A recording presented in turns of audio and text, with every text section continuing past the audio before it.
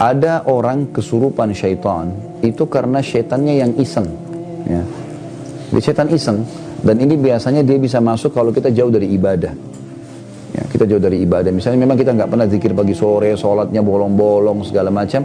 Nah ini kalau kita datang ke satu lokasi, syaitan seperti penjahat lagi lewat, dia kemudian mengganggu.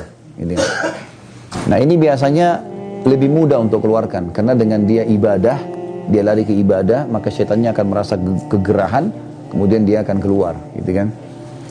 Yang kedua, syaitan juga bisa masuk kalau dia marah karena ada perbuatan kita yang membuat dia marah. Seperti misal kasus, kita kan dianjurkan untuk tidak menyiram air panas atau kencing sembarangan di tempat kosong, kecuali sudah baca Bismillah atau isti'adzah, a'udzubillahi minasyaitonirrajim, gitu kan.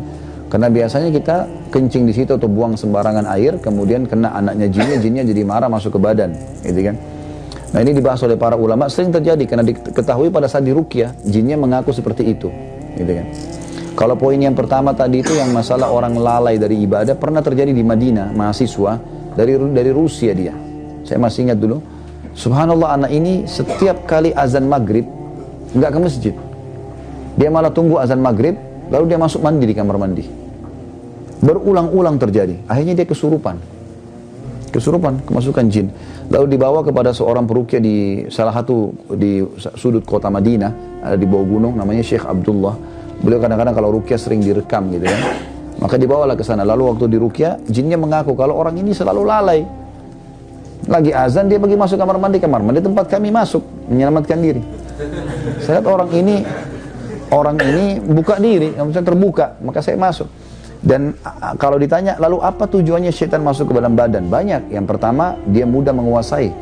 Dia bisa menguasai kita sehingga dia sesat. Dia menyesatkan kita. Karena kan tugas utama syaitan dari iblis menyesatkan kita.